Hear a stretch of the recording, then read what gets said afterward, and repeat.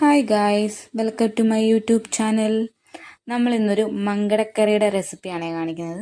അതായത് എൻ്റെ അച്ഛൻ വെക്കുന്ന സ്റ്റൈലിൽ മങ്കടക്കറിയുടെ റെസിപ്പി. നമുക്കിന്ന് ഈ റെസിപ്പി പറഞ്ഞു തരുന്ന അച്ഛൻ തന്നെയാണ്.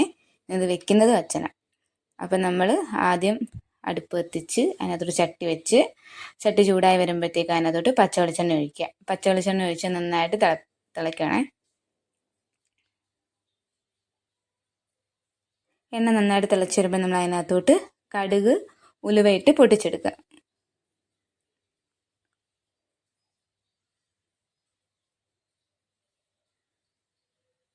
കടുക് ഉലുവ നന്നായിട്ട് പൊട്ടി വരുമ്പോൾ നമ്മൾ അതിനകത്തോട്ട് നീളത്തിൽ അരിഞ്ഞ് വെച്ചിരുന്ന ഇഞ്ചിയും വെളുത്തുള്ളിയും ചേർത്ത് നന്നായിട്ട് ഇളക്കുക.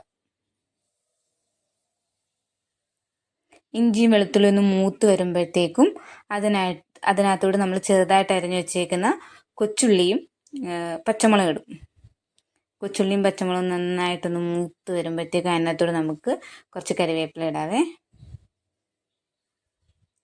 ഇതിട്ട് നന്നായിട്ടൊന്ന് ഇളക്കി അതിനകത്ത് കൊച്ചുള്ളിയുടെ കളർ മാറി വരുമ്പോൾ നമുക്ക് എരിവിനനുസരിച്ച് മുളക് പൊടി ഇട്ട് നന്നായിട്ട് ഇളക്കുക. പിന്നെ മഞ്ഞൾപ്പൊടി, നമ്മൾ ഇതിനകത്ത് മല്ലിപ്പൊടി ഇടുന്നില്ല, മല്ലിപ്പൊടി ഇടാതെ ഉണ്ടാക്കുന്ന മീൻകറിയാണിത്. അപ്പം മഞ്ഞൾപ്പൊടി ഇട്ട് നന്നായിട്ട് ഇളക്കണേ. അത് നന്നായിട്ടൊന്ന് അതിനകത്ത് മൂത്ത് അതിൻ്റെ പച്ചമണം മാറി വരുമ്പോഴത്തേക്കും നമ്മൾ നേരത്തെ വെള്ളത്തിലിട്ട് വെച്ചേക്കുന്ന തോട്ടുപുളി ഇടണം.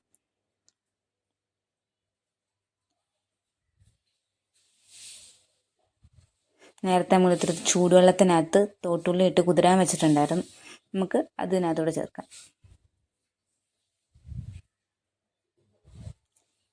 അതിട്ടതിന് ശേഷം നമ്മൾ ഈ തോട്ടുള്ളി കുതിരാൻ വെച്ച വെള്ളം ഉണ്ടല്ലോ, കുറച്ച് വെള്ളവും കൂടി ഒഴിക്കുക. ഈ വെള്ളവും കൂടി ഒഴിച്ച് നന്നായിട്ട് മിക്സ് ചെയ്ത് ഇതിനകത്തുനിന്ന് എണ്ണ തെളിഞ്ഞ് വരണേ. എണ്ണ തെളിഞ്ഞ് വരുന്നിടം വരെ നന്നായിട്ട് ഇളക്കിയെടുക്കുക. ഈ മസാലയ്ക്കകത്ത് എണ്ണ തെളിഞ്ഞ് വരുമ്പോഴത്തേക്കും നമ്മൾ അതിനകത്തോട്ട് ആവശ്യത്തിനുള്ള ഉപ്പ് ചേർക്കുക.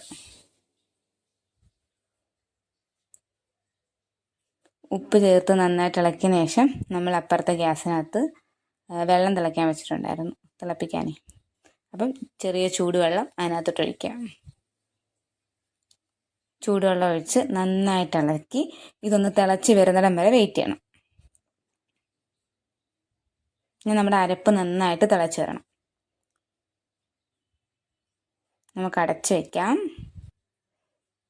നമ്മുടെ അരപ്പ് നന്നായിട്ട് തിളച്ച് വന്നിട്ട് ഇതിനകത്ത് നമുക്ക് മീനിൻ്റെ ഓരോ കഷ്ണങ്ങൾ ഇടാം. നമ്മൾ ഈ മീനിൻ്റെ കഷ്ണങ്ങൾ ഇട്ട് നന്നായിട്ടൊന്ന് സ്പൂൺ വെച്ച് ഇളക്കത്തില്ലേ, ആ സ്പൂണ് കൊണ്ട് ഇതിൻ്റെ അരപ്പ് കോരി കഷ്ണത്തിൻ്റെ മണ്ടയ്ക്ക് ഒഴിക്കും. സ്പൂൺ വെച്ച് പിന്നെ ഇളക്കുന്ന പരിപാടിയില്ല ഇത്. ഇതിനെ ഒന്ന് അടച്ച് വെച്ച് നന്നായിട്ട് വേവിച്ചെടുക്കാം. ഒരു 20 മിനിറ്റ് 10-20 മിനിറ്റിനുള്ളിൽ നമുക്ക് ഈ കഷ്ണങ്ങൾ വെന്ത് വരും.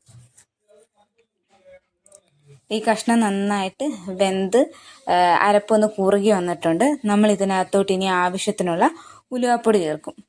ആവശ്യത്തിന് ഇച്ചിരി ഉലുവാപ്പൊടി ചേർക്കത്തുള്ളേ. ഉലുവാപ്പൊടി ചേർത്ത് അതിനകത്തോട്ട് നമ്മൾ നല്ല കറിവേപ്പില വയ്ക്കുക, പച്ചക്കറിവേപ്പില വയ്ക്കുക. കറിവേപ്പില തണ്ടോടോ ഇളർത്തോ നിങ്ങൾക്ക് ഇടാം. അതിനകത്തോട്ട് നമ്മൾ നല്ല വെളിച്ചെണ്ണ ഒഴിച്ച് ഇതൊന്ന് ഇളക്കിയെടുക്കും.